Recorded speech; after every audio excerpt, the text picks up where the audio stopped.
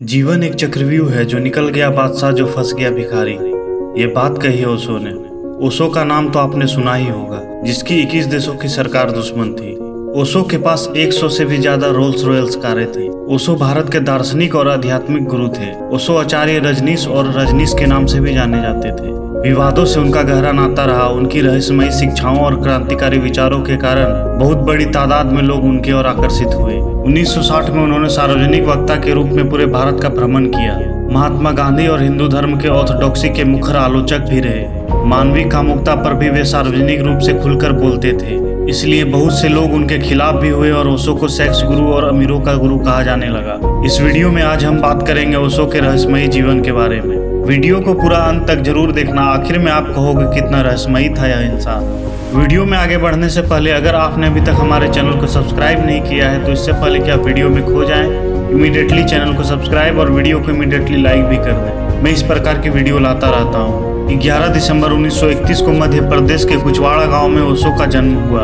ओशो पैदा होने के 3 दिन तक ना हंसे थे और ना ही रोए थे, जिसके कारण परिवार वाले लोग बहुत परेशान हो गए थे और ओशो को ज्योतिष के पास ले गए।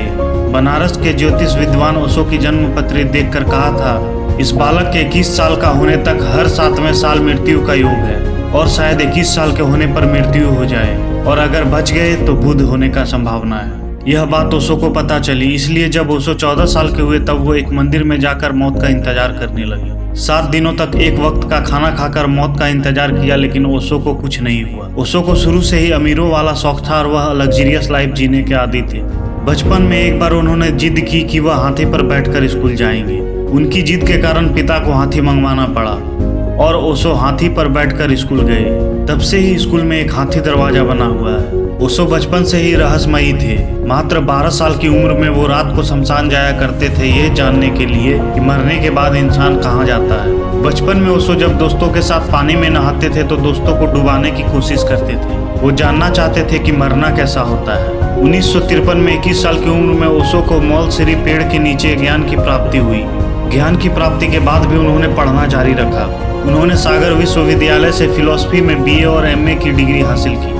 ग्रेजुएशन की पढ़ाई पूरी करते समय वे ऑल इंडिया डिबेट चैंपियन और गोल्ड मेडल विजेता भी रह चुके हैं। उसके बाद वे रामपुर संस्कृत कॉलेज और जबलपुर विश्वविद्यालय में फिलॉसफी पढ़ाने लगे। 2 वर्ष बाद उन्होंने नौकरी छोड़ दी और ध्यान के मार्ग पर चल दिए। ओशो एक कुशल वक्ता थे। उन्होंने एक भी किताबें नहीं लिखी, फिर भी उनकी 600 से ज्यादा किताबें पब्लिश है। ये सारी किताबें उनकी प्रवचनों पर आधारित है। ओशो ने जो भी बोले वही छपा है, बिना सुधार किए। उनका बोलने पर इतना कंट्रोल था कि जो बोल दिया वही छपता था। माफ करना, मुझसे गलती हो गई, इन सभी वाक्यों का ओशो ने कभी उपयोग नहीं किया।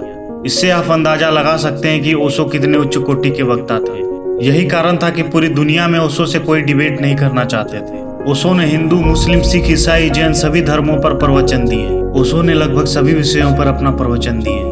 करीब 5500 घंटे प्रवचन उन्होंने इंग्लिश में और 4800 घंटे प्रवचन हिंदी में मौजूद है। साहित्यिक लेखक को छोड़ दिया जाए तो भारत में सबसे ज्यादा किताबें ओशो की ही बिकी है। हर साल 1 मिलियन टेप और किताबें अभी भी ओशो की बिकती है।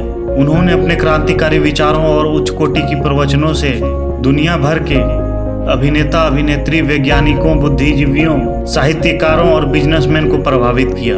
ओशो पढ़ने के बहुत शौकीन थे। ओशो ने 1 लाख से भी ज्यादा किताबें पढ़ा है। ओशो एक दिन में 3-4 किताबें पढ़ दिया करते थे। खाली समय में वह सिर्फ किताबें ही पढ़ा करते थे।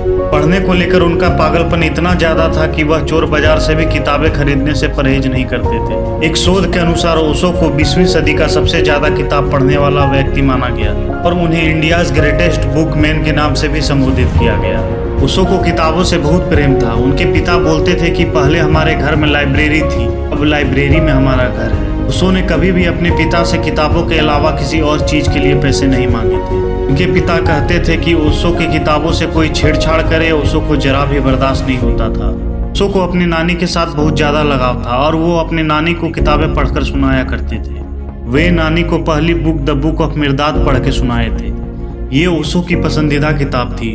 ओशो मनु संहिता और मनु समृद्धि को दुनिया का सबसे क्रूप किताब मानते थे। ओशो को नूरजहां का गाया गाना वो जो हम में तुम में करार था बेहद पसंद था। ओशो के पिता ने ओशो से संन्यास लिया था और उसके पिता ने उस दिन ओशो के पैर पकड़कर बहुत रोए थे। ओशो लगातार 15 सालों तक प्रवचन देते रहे। 1981 से 3 साल तक वह सार्वजनिक मौन में चले गए थे। ओशो ने मुंबई और पुणे में अपने आश्रम बनवाए। 1980 में ओशो अपने शिष्यों के साथ अमेरिका चले गए और वहां जाकर उन्होंने रजनीशपुरम की स्थापना की। ओशो ने अमेरिका के ओरेगोन प्रांत में आश्रम बनवाया था, जो 65,000 एकड़ में फैला था। महंगी घड़ियों, रोल्स रॉयस कार, डिजाइनर कपड़े। ओशो लग्जरियस लाइफ स्टाइल के चलते हमेशा आलोचना के शिकार होते थे। ओशो के पास 100 से भी ज़्यादा रोल्स रॉयस कारें थी।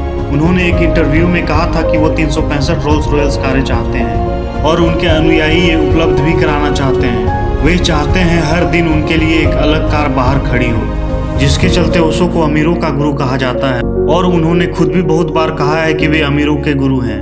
वो कहते थे गरीबों के लिए तो बहुत से गुरु हैं।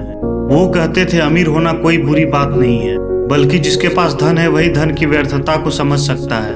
बुद्ध महाराजा के बेटे थे। राम और कृष्ण राजघराने में पैदा हुए। तुमने कभी किसी भिखमंगे को अवतार या इनलाइटेंड महापुरुष बनते देखा है? अमेरिका में जब ओशो ने अपने प्रवचन और शिक्षाएं लोगों को देना शुरू किया तो वहां बहुत भारी संख्या में लोग उनके अनुयायी बनने लगे। ओशो अमेरिका में इतने ज्यादा प्रसिद्ध हो गए कि उस समय के अमेरिकी प्रेसिडेंट रोनाल्ड रेगन भी उनसे घबरा गए थे। प्रेसिडेंट को लगा कि ओशो कुछ साल अमेरिका में और रुक गए तो उन्हें उनके सत्ता से भी हाथ धोना पड़ सकता है। इसलिए यूएस सरकार ने षड्यंत्र रचना शुरू कर दिया। अमेरिकी सरकार ने उनके कुछ शिष्यों को गैर कानूनी कामों के कारण वहां से जाने के लिए मजबूर कर दिए, जिसके कारण ओशो को 1985 में भारत आना पड़ा और 1985-86 तक वह वर्ल्ड टूर पर निकल गए। उन्होंने नेपाल में काठमांडू की यात्रा की और अगले 2 महीने पर रोज 2 बार बोलते थे। फरवरी में नेपाली सरकार ने उनके दर्शनार्थियों और उनसे जुड़े हुए सदस्यों को वीजा देने से इनकार कर दिया था। उसके बाद उन्होंने नेपाल छोड़ दिया। वे वहां से ग्रीस गए और उनका 30 दिनों का वीजा वैध था। लेकिन 18 दिनों के बाद ही 5 मार्च को ग्रीक पुलिस वहां आई जहां वे रहते थे और पुलिस ने उन्हें गिरफ्तार कर अपने देश से निकाल दिया। ग्रीक मीडिया के अनुसार सरकार और चर्च के दबाव के कारण उन्हें ऐसा करना पड़ा था। इसके बाद 2 हफ्तों तक वे रोज यूरोप और अमेरिका के 17 देशों में घूमने का आज्ञा देने का निवेदन करते रहे, लेकिन इनमें से सभी देशों ने या तो उन्हें आज्ञा देने से मना कर दिया या तो किसी ने उनके आने पर जबरदस्ती वीजा जब्त करने की धमकी दी। कुछ देशों ने तो उनके प्लेन को लैंड भी नहीं होने दिया। ओशो 19 मार्च को उरुग्वे की यात्रा पर गए। 14 मार्च को सरकार ने एक प्रेस कॉन्फ्रेंस में उनकी यात्रा के बारे में घोषणा की थी और उरुग्वे में उन्हें सरकार ने रहने की भी इजाजत दे दी थी। उरुग्वे के राष्ट्रपति सनगुई नेत्ती ने बाद में बताया कि उन्हें प्रेस कॉन्फ्रेंस से पहले वाशिंगटन डीसी से एक कॉल आया था, जिसमें उन्हें कहा गया था कि यदि ओशो को उरुग्वे में रहने दिया गया तो उन्होंने यूएस से $6 बिलियन का कर्ज लिया है वह तुरंत लौटाना होगा और यूएस उन्हें कभी कर्ज नहीं देगा। यह सुनते ही 18 जून को ओशो ने उरुग्वे छोड़ दिया। अगले महीने वे जमैका और पुर्तगाल से वापिस आ गए।